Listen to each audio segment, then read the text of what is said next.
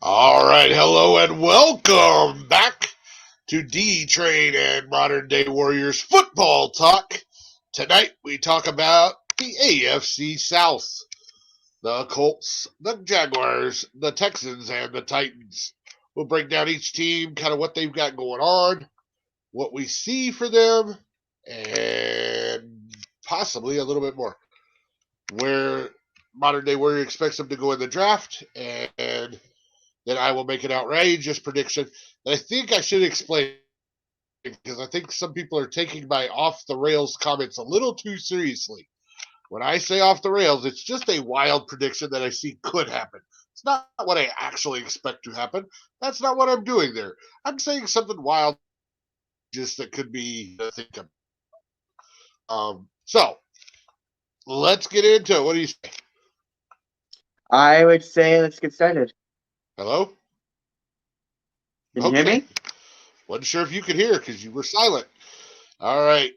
First up, the Indianapolis Colts. If we start with their draft picks, got a lot of draft capital this year, particularly in the later rounds. Um, First, second, third, they got 1/4, then 2/5, and 2/7.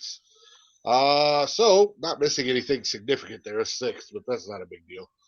Key additions and key departures. Let me see. Gardner Minshew being a key addition. That's kind of scary when you think that he may be the starting quarterback at some point. Matt Ryan, they've written off. Uh, Other than that, I mean, I like Isaiah McKenzie for the Bills. I don't think he is a big enough star for what the Colts need at wide receiver. Um, but they don't have a lot of losses either. Stephon Gilmore, I think, is about 2 years past his prime. He's still solid, but he's not great. Paris Campbell, same thing. So for me, they haven't done much here, and I know a lot of what the Colts are going to do depends on that fourth pick overall. But in the addition subtractions, do you like anything there? Anything you want to comment about? Actually, there are several things I want to comment about this. The key additions, as much as I am a Gardner Minshew maniac, uh, I I do like him, but as if I'm being completely unbiased here, he is a solid backup quarterback. I mean, he's had a few stunts, or I mean, I should say stunts as a starting quarterback, but it unfortunately didn't pan out well. So I mean, you have that. I mean, they have a very underrated edge rusher that they added. Samsung. Oh, I lost it. Oh, there we go. I see it now. Yeah, an edge rusher in Samson Bookham. If that's how you say his last name. I'm probably butchering it, but anyway, I think Samson is a very under. I mean, I mean, I mean, I think he brings a lot to the table. I think that's a very interesting addition to them. Uh, Matt Gay, he's a kicker. That's about You it. think you think he's going to be a more? What's up? You think he's going to have more of an impact than Quiddy Pay? I mean, You think he's going to have more impact on the rushing than Quiddy, the Michigan kid? I Quiddy I Pay? don't think he's. I don't think he's going to play the starting role that Quiddy Pay will play, but I think he'll be a rotationary guy. But I think I saw a piece at best. And then yeah, All right. I agree with you on Isaiah McKenzie. I think he's kind of a role player. He's not gonna be. You're not adding him to your team to be that starting caliber player or starting caliber receiver. I think Michael Pittman Jr. is still going to be that guy, and then Sure. you have that rookie. I think it's Alec Pierce out of Cincinnati. I think he just had his rookie year this past year. I mean, I mean, he's okay, but I think they need another big star receiver, but I don't think Isaiah McKenzie's the guy per se. And then yeah, you have another role player in Tavian Bryan as a DT. And then yeah, some of their key departures. Yeah, Matt Ryan, in my personal opinion, was past his prime 5 years ago. Um, uh, Bobby Okereke. If that's how you say his last name, I'm not completely sure, but I think that this is a underrated loss for the Colts. I think that he was a pretty underrated linebacker for most of this past year. Uh, Paris Campbell, I completely agree with you. I think he's solid but not great. So and Gilmore and Brandon as well. Gilmore, like you said, he's never gonna be the player he once was for New England. Um, so I mean, yeah, he had his that 1 year with the Panthers. He was okay, but he's only gonna drop off from here, unfortunately. So All right. I mean, yeah. Go ahead. Oh yeah. So I mean, overall, I think they did some interesting moves, filling some holes, but they didn't fill everything in their additions category up there. Departures, I don't think they're losing anything too big. I mean, they can always replace their linebacker Bobby, but I think what they did is quite manageable. So at least that's my take on it. Wow. See, to me, it just looks like they haven't even gotten started yet. I mean, I like Abukum too, but yeah, like you said, he's a rotational guy. I liked Tevin Bryant, but again, he's a rotational guy. This is a team that, if it's not for the Texans stinking up the joint last year, the Colts were bad. They weren't just kind of bad; they were bad. Yeah. They would have been dead last in the division if it hadn't been for the Texans saving them. So I look at that needs list, and I think you could literally have every position on the team over there because I don't think they're solid anywhere at this point. Do they have some good pieces? Sure, they've got Mhm. some good pieces, but they're not solid. They need to add everything to me, which makes their draft kind of fun. They can literally take the best player available every time they come up because they do need players at just about every position. Um, when you're a bad team, that's a good position to be in. They've got enough picks they can move around here and there if they want to target somebody. I think they're better off maybe trading back. But if we're going to get into the draft side of this, sitting there with pick number 4, let's face it, they're trying to figure out how they're going to get the quarterback they want in this draft. And probably want to do it without trading up if they can get away from it. The problem with that is everybody's pretty locked in that 1 and 2 are going to take quarterback, even if I don't agree with it. 3 sounds like a hot spot for another team to trade up and take a quarterback. So then that leaves the Colts sitting at number 4, taking whatever's left over, um, what falls to them out of the 4 quarterbacks, the top 4 quarterbacks. Is that kind of how you see this draft going for them, or do you think they make a move up, even if it is just flipping with the Cardinals to keep somebody else from doing it? Uh, I'll be straight with you about the Colts. I think they'll probably end up going with somebody left over. Like, cause yeah, I agree with that. I mean, the Panthers are number one. Um, Panthers Texans. I have to imagine are probably going to go quarterback, either Stroud or Young, but both I don't think they're going to be at 4. Uh, Cardinals, I don't think they're going to be taking quarterback. So yeah, I do think the Colts are probably going to take whatever's left of if Will Levis or Anthony Richardson are still on the board. But So yeah, should I they think they're going should to they go be through now. targeting one of those two guys? Because to me, this is an interesting position because they've got the Philadelphia guy coming over to be the head coach, right? And Yeah, Shane Stetchen. right. So what he's seen there in Philadelphia is a combination of Jalen Hurts and before that Carson Wentz. And Yeah. if I'm to say who compares well with those two quarterbacks out of this draft, Anthony Richardson to me would be the Jalen Hurts, and then I think Levis has a lot of qualities similar to Carson Wentz. So if one of those two has fallen to him, do you think he's okay with either, or do you think he wants to make a move up to make sure he gets the quarterback out of those two that fits his system the best? Uh, obviously I'm not an NFL GM, but I think I think you're high enough to where you can get whoever you want. I think he'll be fine if he lands an Anthony Richardson because yeah, I'll agree. I didn't watch much of Anthony Richardson at Florida, but I, from what I've seen out of his highlights, he is like that Jalen Hurts esque, like how do I scramble out of the quarter a pocket and extend the play. Well, So you saw a lot of if I thought the Colts were targeting somebody, it would be Richardson. As long as we put the caveat in there that they've just accepted they can't get Young or Stroud because Young and Stroud are going to go 1-2.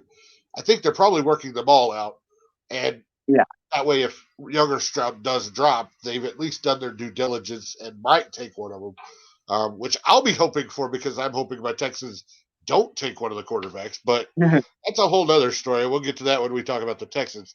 So There's good, yeah. from after the first pick, whatever happens at pick number 1 for them, whether it's at 4, they move up to 3, or maybe they slide down a little bit if it doesn't go the way they want it to. Um, After that pick, like I said earlier, they've got enough holes. To me, they should just stay true to their draft board, take the best player available each and every time they come up from uh, second round on. You agree? Yeah, I definitely think that if the quarterback you want isn't there, don't try to do something stupid that you're later just going to regret. Yeah, I would definitely trade down, fill out some of your key positions, get better at some, like at least get younger, and yeah, and that that's all you want is just get younger at some of the key positions, edge, corner, receiver. See if you can hit a stud in any one of those positions. Well, and okay, so I'm going to go back to the first pick before you do your bullseye pick here. And to me, if somebody does trade up to Arizona's spot, and let's say they take the quarterback the Colts like, whatever team that is that trades up, if the Colts are sitting at 4, that now means Will Anderson Jr. is on the board. There's got to be a dozen teams out there that would love to get Will Anderson Jr. and would pay a high premium to trade up to number 4 and get him. So to me, they should start shopping the pick immediately, or already be having that conversation with other teams because if quarterbacks go 1, 2, 3, then that number 4 spot you can literally have the best player in any other position that you want. For me, that becomes a hot spot, and the Colts could get a high return on trading down. But Good, yeah. for argument's sake here, and for the modern day warrior bullseye pick, you're not going to trade away. You're just picking who you think they're going to take at number 4 right there, and they're staying there. Who do you got for us tonight? All right, for my M.D.W. bullseye pick for for the show with the Colts, I have them picking Anthony Richardson, quarterback out of Florida. So you say he gets by the number 3 spot somehow, and they Yeah. get him at number 4. Now, I just want to say I agree. it is just a shot in the dark. I don't know that for sure, but No, I think you're right on. As long as he gets past number 3, the key is going to be who wants to come up to number 3. Who's going to pay Arizona enough to come up to number 3 and get Richardson? Because I think everybody now has Richardson graded just slightly higher than Levis. And then I guess the caveat to that is if somebody comes up and gets Richardson at 3, do the Colts just go ahead and take Levis at 4? ooh, And that's something we'll have to see here. God, we're only 3 weeks away from the yeah, draft, so that'll be exciting to watch. I think things get exciting after the first 2 picks. Unfortunately, the first 2 picks I think are going to be Stroud and Young in some order. I don't like it, but I still think that's what's going to happen. Um, and then, yeah, what does Arizona do? Do they take Anderson Jr.? Do they trade down for somebody to come up and get Richardson or Levis? That seems to be the popular opinion out there that that's what's going to happen. But we'll get into that more when we get to the Cardinals down the road. That'll be our last show of these, actually. So if we're done with the Colts, now it's time for me to go off the rails with the Indianapolis Colts. My off the rails prediction for the Indianapolis Colts is, well, I can't say they'll fire their coach and hire a former center that has no coaching experience because they already did that. So can we get wackier than that? Okay. Halfway through the year, the wheels fall off the bus. They trade away all their talented players. They go out and they get Pat McAfee to come in and lay the smackdown on the rest of the Colts locker room. Too soon?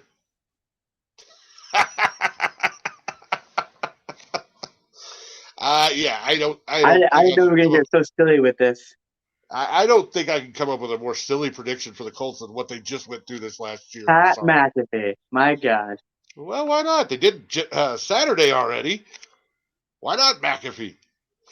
All right, Punch let's go on to Saturday the at the door. Jaguars. Do what? Punch Saturday at the door. There's no off days on Saturday. All right, let's go on to the Jaguars. So the Jaguars draft picks look solid. This is a team that won the division last year and then made a quick exit out the door. But we won't get into that. I still like this team. It's a young team, and they seem to really figure it out about halfway through the year and start putting things together. As long as that carries over into the new season, I can say I'm high on what the Jaguars could do this year. I happen to love Trevor Lawrence. I make no secret about that. I still like the head coach, whose name just went out the window for me. It's the former quarterback, went to the Super Bowl with the Eagles. Man, I'm drawing a Uh, blank. Doug Peterson. There you go, Peterson. Yeah. Um, I like him. I think he's got this team going in the right direction. I love their draft positioning. Not only do they have all a pick in every round, they got 2 4s and 2 6s. I think those can come in key if you need to move up a little bit here or there, second or third round to get who you want. So I like their position. Now, this is what I don't like. Let's go into their key additions, key departures. Their key additions, I'm not crazy about either. I love Calvin Ridley when he's on the field and participating. He'll be coming back from suspension, and who knows what kind of production we're going to get from him. Dearness Johnson, I think, is a joke. I don't even know why he's on this list. I wouldn't even put down that he was an addition, much less a key addition. Um, Key departures. Arden Key, no, not a big loss. I think Jawan Taylor is going to end up being a bigger loss than people want to admit. Not because he was a great right tackle, but he was a solid leader on that offensive line. He was the glue, so to speak, that kind of kept that offensive line together. And he's going to go over to Kansas City and I think do some really good things just because of the team he's going to. Marvin Jones Jr., you had your leader in the locker room at wide receiver. Not that he was putting up the best numbers for himself anymore, but a solid veteran presence in that wide receiving room. Um, Shaquille Griffin, kind of the same thing. Solid presence in that secondary leader. And then Chris Manhertz, I think, was an underrated tight end, especially from a blocking standpoint. I thought he was a fantastic into the line tight end blocker, and he had solid hands. So he offered a lot coming out there.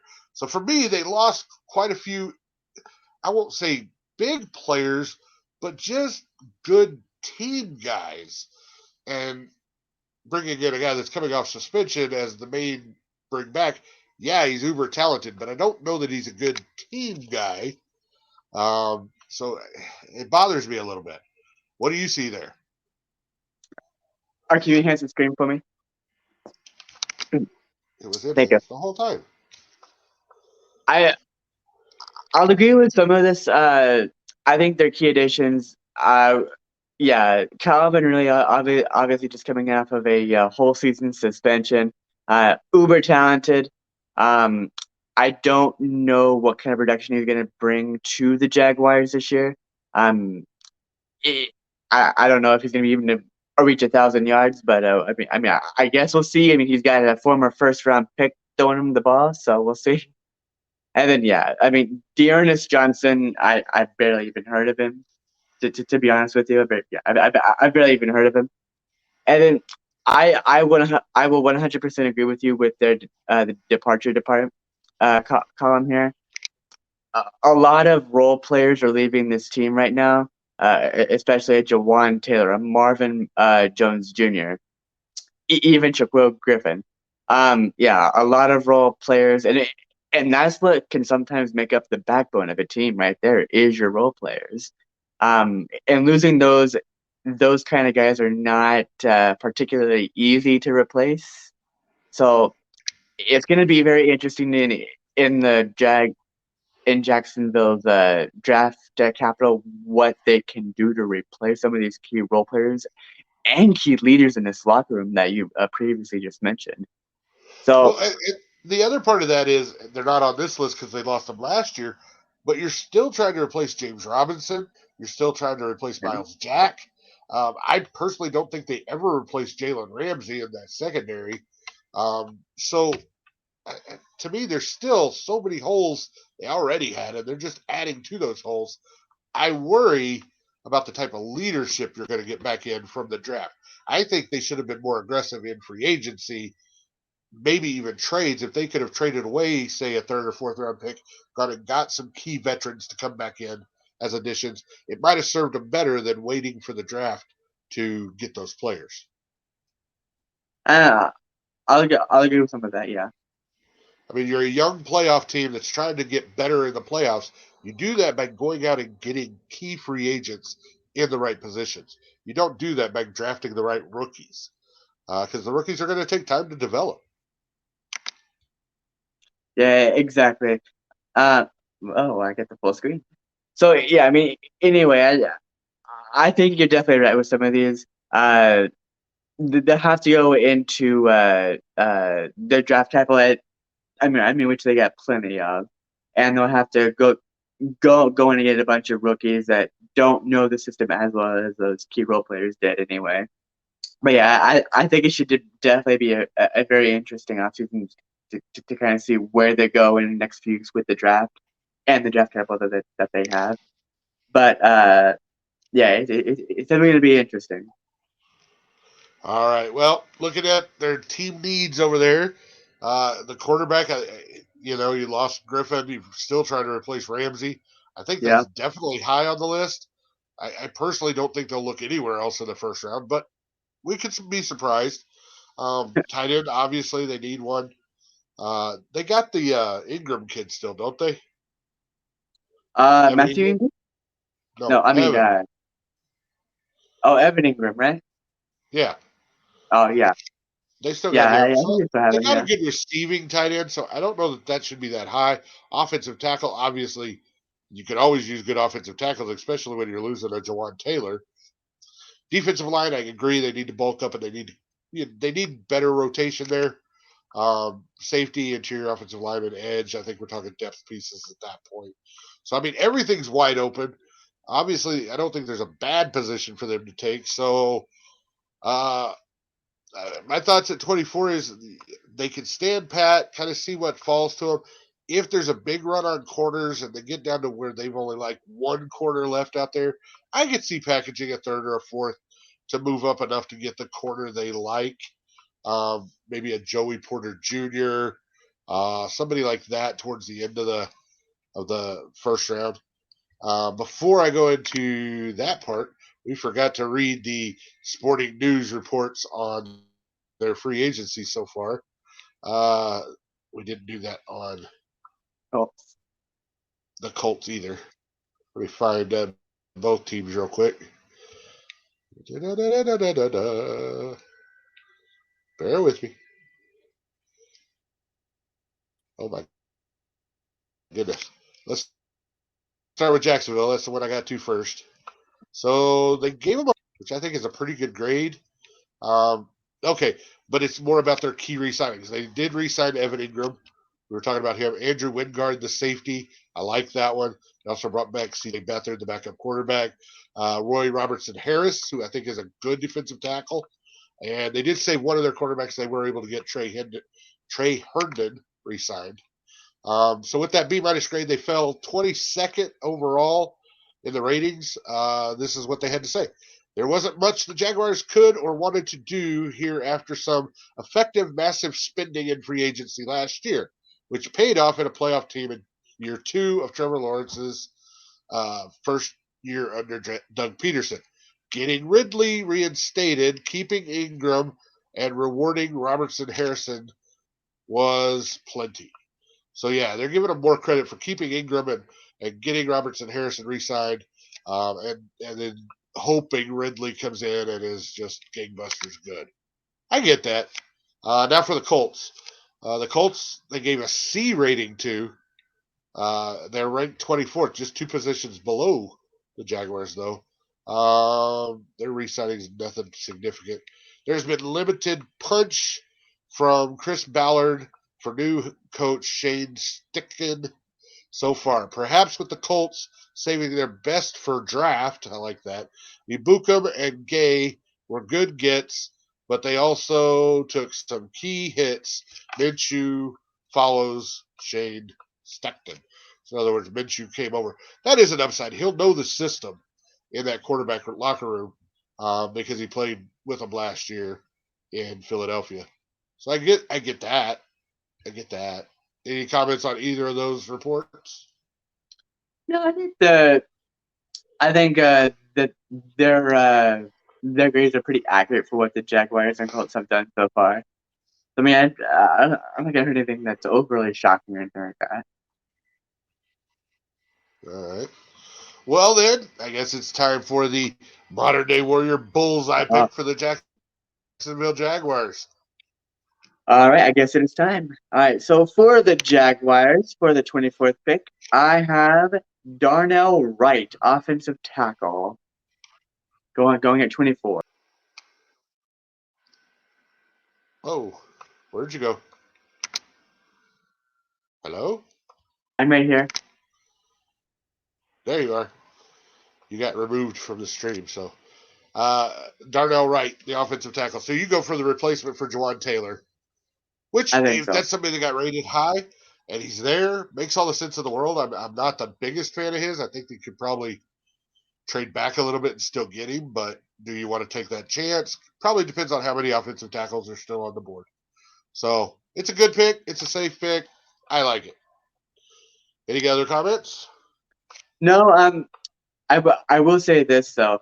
I think there's going to be a lot of high expectations on the Jaguars this year to kind of repeat and go back to back divisional years.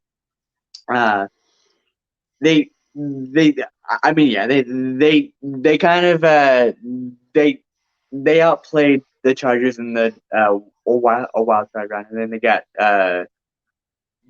outplayed again in the divisional round. But I think Doug Peterson has that team going in the right direction for once. I mean the Jaguars are becoming respectable again. It's going to cause the it's going to give the Texans a lot of heartaches. I can tell you that much. Well, It's not better. I mean, if we're talking realistically, the Colts and the Texans are not teams you got to worry about winning the division yet. The Titans, they almost feel like they're starting the rebuild without just committing to a rebuild. So I don't even know that they're in a good position. To me, the Jaguars are going to be expected to win this division. And if anything short of that happens, then It's going heads to are be going to yeah. roll. Heads are going to roll. Peterson will be gone um, because they're going to want to get another coach in there immediately to figure out what they have in Trevor Lawrence before before his fifth year option comes up, and they've got to extend him, and they're going to have to overpay him, which means money's not there for other positions, stuff like that. He's in year two, now going into year three. Yeah, if the wheels come off the bus, they could be in real trouble. But I think they're expected to win the division. I don't see why they wouldn't win the division. Except it's time for me to go off the rails. Um, I'm a Houston Texans fan, so my off the rails prediction for the Jacksonville Jaguars is Trevor Lawrence goes down preseason, out for the year. They have no backup. CJ Beathard sucks. Uh, Travis Etienne has proven he can't stay on the field. This team just implodes, plummets back to a top five pick next year. They are looking for a new coach. Peterson is gone. They're scared of all the college coaches because of what happened with Urban Meyer. They end up signing some veteran journeyman coach who squanders Trevor Lawrence's last 2 years in Jacksonville. And like all good Jaguars do, Trevor Lawrence leaves the Jacksonville Jaguars to go play somewhere else. at the end of his rookie contract. Yeah, go play for your real contract.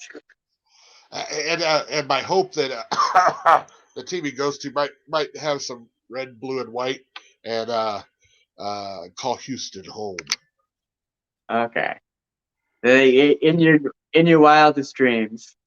Well, that's the idea here, right? Because Oh. after all, if we're moving on from the Jaguars, that means it's time for the Texans, baby. Got to go to the Texans. The big bull behind me. He's ready to go. Let's move on. All right, Houston Texan time. Look at Holy all crap. those draft picks. My God. Look at all those draft picks. We got 2 firsts. We got a second. We got 2 thirds. We got 4th, 5th. We got 4 sixes and a 7. I mean, talk about draft capital. And we've Oh my signed God.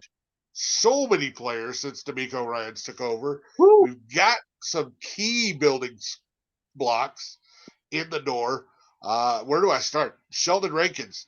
He's going to be that plug right there in the middle of that defensive line with Hassan Ridgeway. Love those 2 additions to that defensive line. Not that they're superstars, but they play the role. And if you remember the 49ers defense, which is what we're aiming for here, their defensive tackles play the role. They're not showboats. They just keep getting the job done. Speaking of doing the 49er defense, who better to teach that secondary the 49er way than bringing in Jimmy Ward to lead the secondary? Great get for me by D.M. Ryans to lead that secondary and show that secondary how he wants it done. I loved that. Then we bring in Robert Woods. Well, we lost Brandon Cooks. We needed a go-to guy that can kind of be the number 1 receiver while we try to develop some young people. I like Robert Woods as good as anybody to do that. Don't expect him to be flashy. Don't expect him to be great. Just expect him to lead that group. Mike Boone, not a big signing for me. Noah Brown, I like it's another wide receiver piece. Uh, I love the Dalton Schultz pick. I wish we'd have picked him up for more than just 1 year.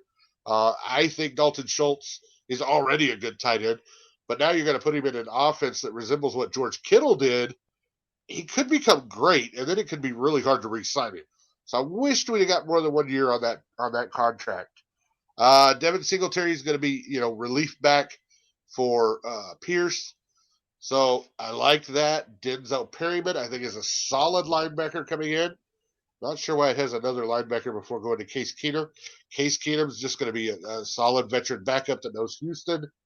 Andrew Beck, good fullback. We didn't have a fullback, so we definitely needed one because of the offense change. Chase Winovich, a good edge piece. Not flashy. He's a rotational guy, but he'll be okay. He knows the defense. Then I already talked about Ridgeway. The next one down there is Shaq Mason. Went out and got a solid veteran guard for a team that has no guards. It's a position we've struggled with for years now. We have decent tackles, not great, but decent. Tunsil's pretty great. The other side's okay, so they balance out. We've got a solid center.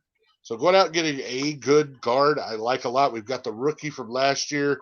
Hopefully he'll play the other guard, and he'll continue to develop so that offensive line will be solid, which if you'd have told me 4 years ago, I'd be talking about the most solid piece on the Houston Texans is the offensive line, I would have laughed at you because our offensive line was horrible for years. But now it's probably the best group we have that's the most complete. Steven Sims will be mostly kick and punt return. He'll play some wide receiver. He's a good addition. Everybody on the departure list was gotten rid of because they didn't fit. They didn't fit the new scheme. Some of them are good players. Some of them could even be good pieces where they go, but they're not. They don't fit what D.M. Ryans is wanting to do with this team.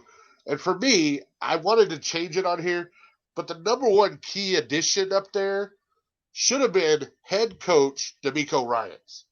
We went out and we finally got one of those young up and coming coaches that end up setting the league on fire, whether it's for a short time or a long time.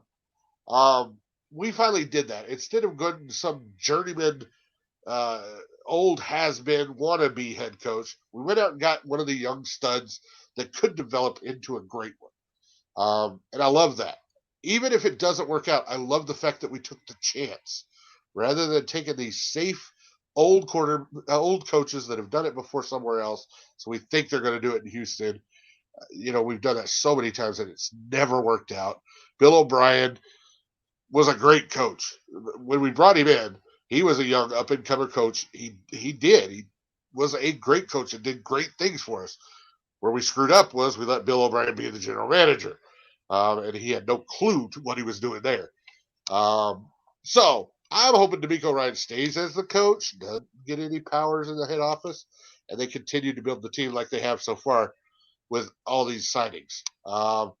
You can tell I'm a little bit passionate about my Texans, so I'll shut up for a minute. I'll let you catch up. Tell us what you think of them. Wow, how do I top that? Uh, I'll agree with a lot of what you said. In my opinion, I think their additions far, far outweigh their departures. I like what D'Amico did here. He basically got he got what a large amount of the cap that you guys had, and he went and got some very good pieces, like a Sheldon Rankins, uh, a veteran in your secondary like a Jimmy Ward, someone that he coached, or no, I don't know. He was our linebacker coach, right? Well, D'Amico he Russ. was the defensive coordinator. Okay, so yeah, he dealt with Jimmy Ward. So, a Robert Woods. I mean, he's not a spectacular receiver, but he'll be uh could be number one. Depends on what they do in the draft, anyway. Um, so I very much look forward to seeing what he can do on the field. Mike Boone's is a workhorse running back. Noah Brown, I don't think he does anything too much to uh, I mean, at least fancy about. Dalton Schultz, I love that addition. I'll agree with you 110%. Dalton Schultz is he's going to be an amazing piece if he works out in that new scheme that D'Amico wants to run. Uh, Devin Singletary's it, I don't think he's gonna beat out Damian Pierce for the starting position at the running back position. No, he'll be But the change up back for Pierce. right. And then Denzel Perryman, that linebacker. I think this is a an underrated linebacker. I think that he can still produce. I'm not saying that he's fallen off a cliff or anything, but I think he's still got it in a lot of ways. But I look forward to a lot of what uh, Shaq Mason could do. Very good move on your offensive line. A cornerstone guard right there. Uh, so and I know that you previously mentioned this about your offensive line. Yeah, I lived in Texas for over a decade, and I watched a lot of Texan games. Their offensive line was dreadful to watch. It truly was. Your quarterbacks didn't. I mean, I watched Matt Schaub play for almost 10 years, if he was there for 10 years, and he didn't have he never had more than 5 seconds to throw the ball. So the fact that you are making these attempts to improve your offensive line is a good step forward in the right direction for your front office, and that they do, at least want to keep your quarterbacks healthy. Yeah, as far as your departures, you're not losing anything significant from what I can see. Uh, a few depth pieces in receiver. Brandon Cooks might still be good, but that really depends on where he goes and what scheme he's going to go into or what scheme he decides to sign into. But Yeah, yeah, I he's don't headed really to think. Dallas. Oh, He's Dallas. Oh, already yeah, in he did. Dallas. Yeah. Right. So it's kind of like but I love I love what the Texans have done so far. Um, I feel that they're finally headed in the right direction. Just don't make D'Amico Ryan's your GM. Right. Um, Well, and we got a it, ton of draft picks to still add talent to this team. So when right. you look at the pieces over there that we need, quarterback number one, I don't think anybody's going to deny that we need a franchise quarterback. Yes, you do. Wide receiver, yeah, Woods is a good veteran. We've got Nico Collins and a couple other okay receivers. We brought in, Noah Brown. Okay, whatever. But we need a go-to. We need our Andre Johnson. We need our DeAndre Hopkins. We need our number one. Edge rusher, you know, I, I look at the San Francisco 49er defense, and that defense became solid when that team drafted their edge rusher, Bosa. That's when that defense really became a Yes. great defense. So for me, if that's the defense we're running, we've got to go get that piece. And if we're talking about the draft, I think we could get that piece at number 2. And I think we're dumb to pass on it. But we'll get there in a second. Defensive line, you can always use rotational pieces. I think we've done a good job with Ridgeway and Rankins already, as well as Winovich. But I'll take more. I'm never going to pass up defensive lineman. Offensive tackle, it's more for depth. We've got good starters on both ends. Interior offensive line, same thing, depth, rotation. And inevitably, somebody's going to get hurt. And Tunsil is coming into the last year of his deal. So, if we could get a stud offensive tackle, it may be easier to move on from him next year. And then tight end, I personally think we addressed when we got Schultz, and we've still got Brevin Jordan. So I'm okay with our tight end room right now. But obviously, if the right guy fell, I get it. Pick one up for depth. And you've got, a dozen picks. So there's plenty of room to make depth choices on day 2 and 3 and 4. Or 2 and 3 now, I guess it is. So, all that being said, my personal opinion is take Will Anderson Jr. at number 2. Let the Panthers go get whatever quarterback they want. Who cares? I don't like Stroud enough, and I don't like Young enough to take them over Will Anderson Jr. He's the right pick for that defense. Solidify that defense, and San Francisco's been proving you can win with just about anybody at quarterback. Whether it's your Garoppolo or you bring in the rookie Trey Lance, or hell, everybody gets hurt and you end up with another rookie Purdy, and he's winning games. If that defense is solid and that defense is doing what it needs to do, D'Amico Ryans has proven he can get you to the playoffs with just about anybody at quarterback. Well, then why are we taking Bryce Young or C.J. Stroud at number 2? Go get that edge rusher that solidifies your defense. I think Will Anderson Jr. is that guy. Your thoughts on that subject? I don't. I don't think I'm going to disagree with you. I think Will Anderson Jr.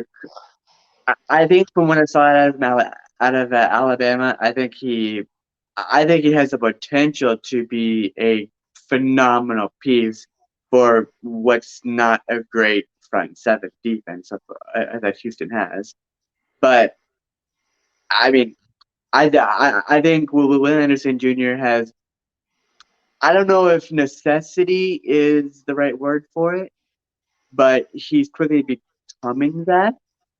But I could also understand if they go quarterback as well, if you understand that as well. Well, and see, here's what happens to me if they go outside the norm, what everybody's expecting, and they do go defensive end or edge rusher. Then that leaves one of those top 2 quarterbacks falling to Arizona at 3. Somebody is going to give up a boatload to move up to number 3 and get Stroud or Young, whichever one's still there. I Yeah. get that. But that makes Richardson fall a little bit further down the list. That makes Levis fall a little bit further down the list.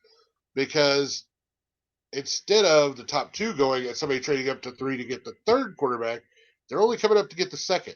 And as you see on our draft picks list, we pick at number 12.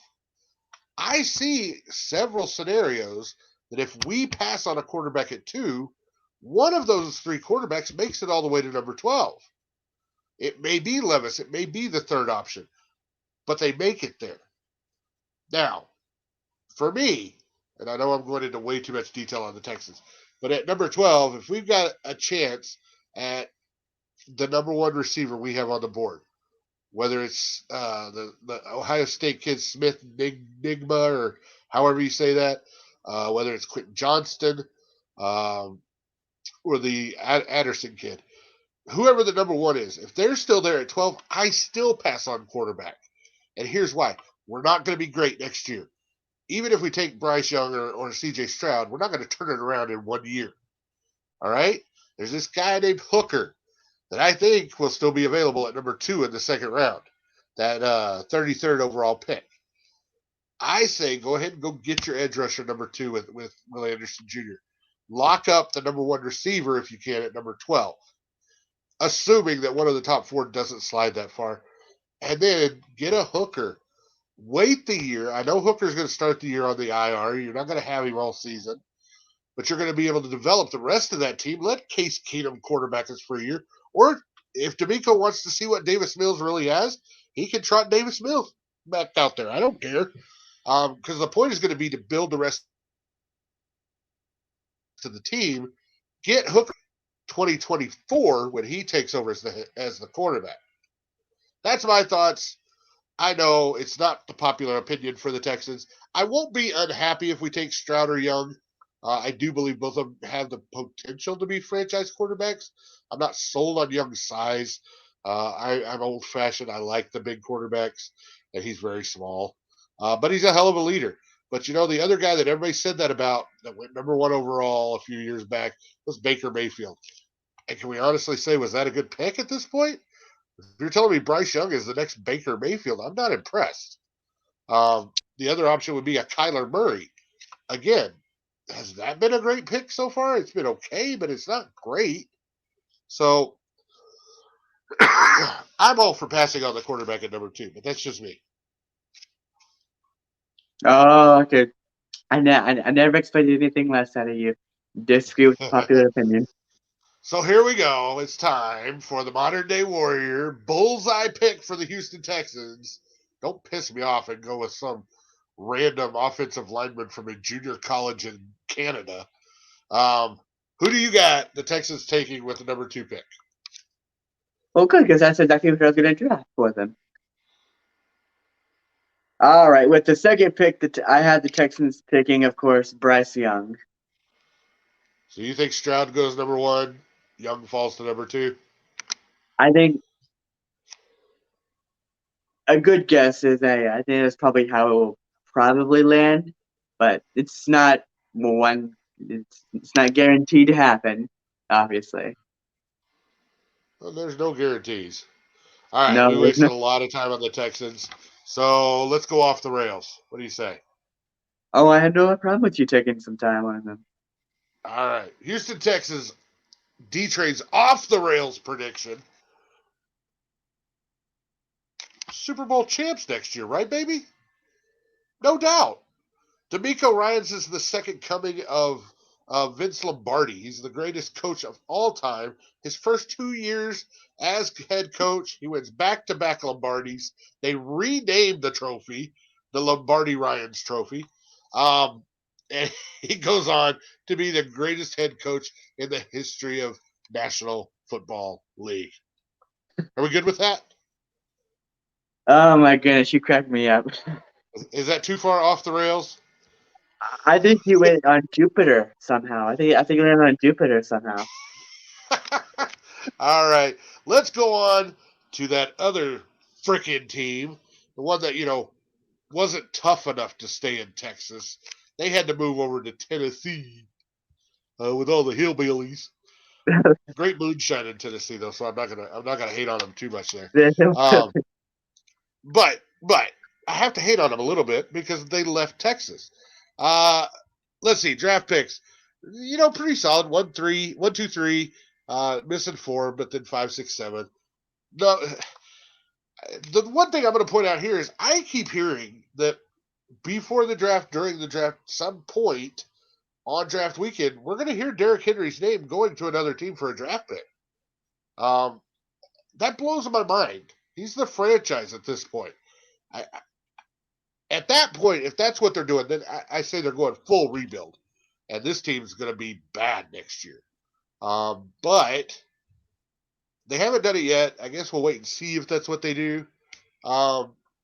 Obviously, I would hope if they trade him away, they get more than 1 pick. I don't think they're going to get a first rounder, but hopefully they get a 2 and maybe a 4 or a couple 3s.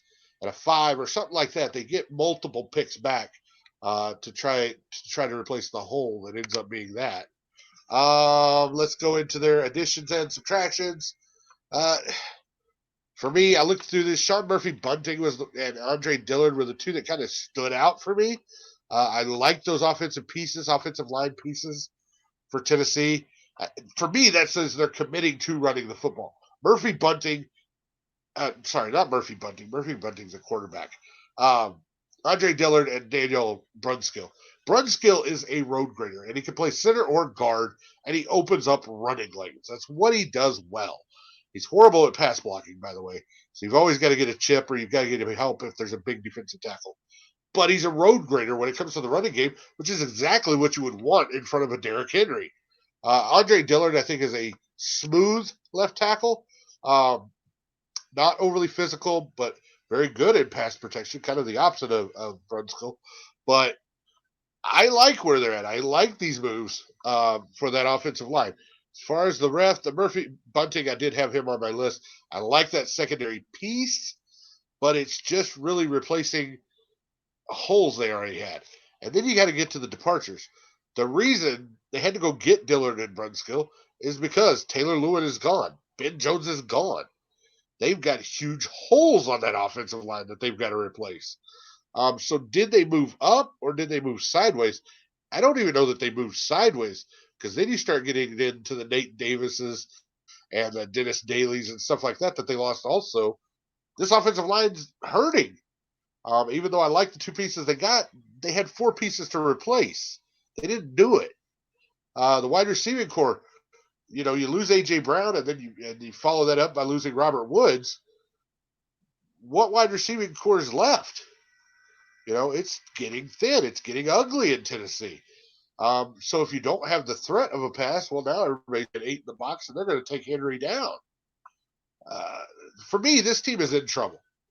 Just flat out. There's no other way to say it. What do you see? What do you think? Well, I'll give you my expert opinion here. Oh yeah, this team gonna be bad next couple of years. Uh I'll agree with a lot of what you said. Um, I I see a lot of missing pieces here. They lost a lot on that line and especially everywhere else. Linebacking core, tight end Austin Hooper, that's not a good sign. And of course, Robert Woods and Ben Jones. Uh, I didn't think they thought much of Taylor Lewan though. So it's this defensive back that they acquired, Sean Murphy Bunting. I thought that was a very interesting piece. So that should be an interesting corner of at least for a Tennessee secondary anyway. Andre Dillard, I don't know a lot about him, but I think he could be a solid left tackle. Uh, David Brunskill, he's a guard, right? If I'm He can looking at play. that correctly, yeah. He can play So, guard or center. okay, so I think a lot of he, I think he'd be a lot like Andrew Dillard. He'd be brought in that at least for that same role, please. So, uh, Arden Key, that edge that they just acquired, I don't think he's top dollar or anything, but I think I think a lot of what they got is just solid. So I don't think any of it's overly amazing, but and again they might be making these moves just to say like, hey, we know we're gonna be probably pretty bad this upcoming year in 2023, or for the 2023 season, or even perhaps the 2024 season.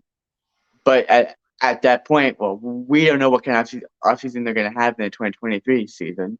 So, I mean, that might be going a little bit too far in the future, but this team is not set up well for this upcoming season. So I can see a very down year for them. Well, they've got the San Francisco GM, so we talked about the Texans doing everything right Yeah. so far with their additions to mimic the 49er way. For me, the Titans are doing everything wrong. I don't see it. Uh, so the other thing I think we at least got to touch on here is Tannehill's done. He's not the guy. We know that. They drafted Malik Willis last year. It doesn't appear like they have much faith in him. So what are they doing at quarterback? I mean, who is the future quarterback for the Tennessee Titans? I don't think there is a general idea of who that is. If I'm going to be And that's perfectly honest when with you. and that's when this week when I hear the rumor that 49er tie is talking to the 49ers about bringing Trey Lance over to the Titans, it makes a little bit of sense to me. It's a young quarterback who hadn't really got to prove himself in San Francisco yet, but that San Francisco defense is already good. The offense has got the key pieces to be good now. Maybe they don't want to develop the the young quarterback from North Dakota anymore. North Dakota, South Dakota, wherever he was from. Maybe they do want to bring in a veteran or push on with Purdy, who seems to be further along in the abilities to run that offense than Trey Lance was. If they could get something back in return, something interesting, the move makes sense to me.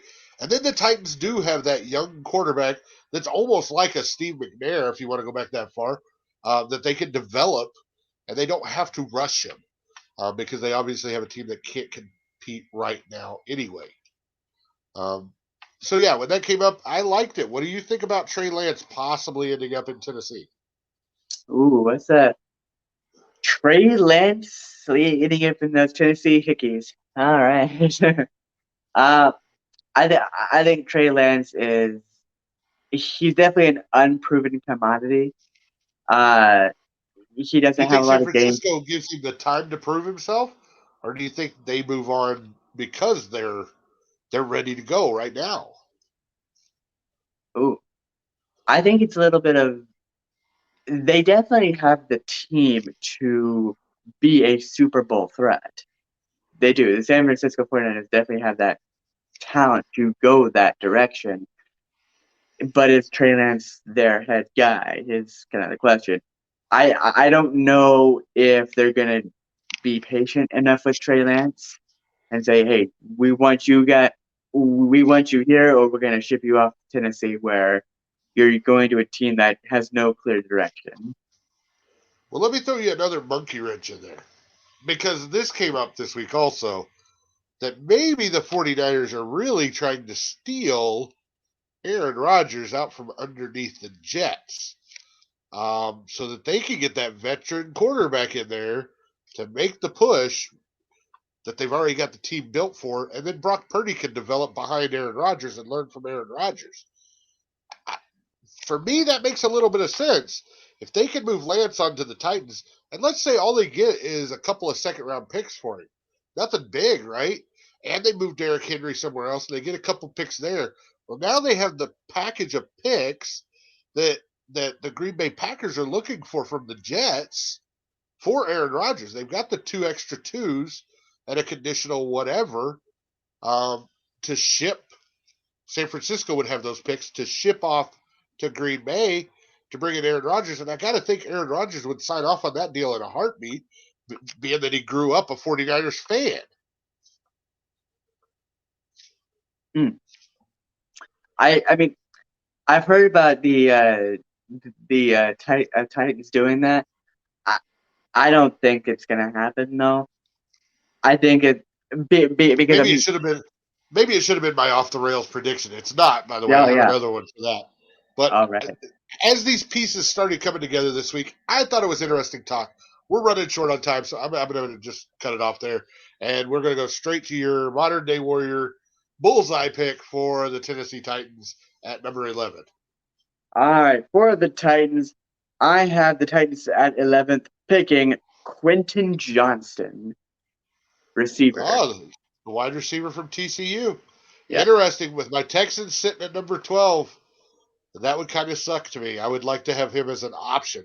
Um, I think I think I've got Smith Nigma, however you say that. The Ohio State kid is my number one. I think I got Johnston as my number two. I like them both, and I would love to see the Texans take either one of those guys at number 12. So the fact you've got him going off at 11, I'm going to hold it against you if the Tennessee Titans take him. And it makes sense. They need a receiver.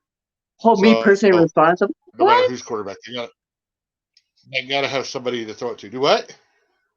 Holding me personally Yeah, I'm holding you responsible? responsible. You just spoke it into existence. So if it happens, it has to be your fault now. Oh my So, god. like I said, we're running short on time, so let me go off the rails real quick on the Tennessee Titans. The Tennessee Titans go into the 2023 season, and they are so obviously bad that the town charter votes the Tennessee Titans out of the NFL. They're replaced by the Houston Roughnecks, who are a far better team in the XFL than the Tennessee Titans are in the NFL. And we're just done with the whole Tennessee experience as a football team. And we got it right the way it should have been all along. 2 teams in Houston. Sound good? Now you've left Jupiter and now you're on Mars. I would do anything to get 2 teams in Houston, and I love the Roughnecks. I love what they're doing in the XFL. I love Wade Phillips.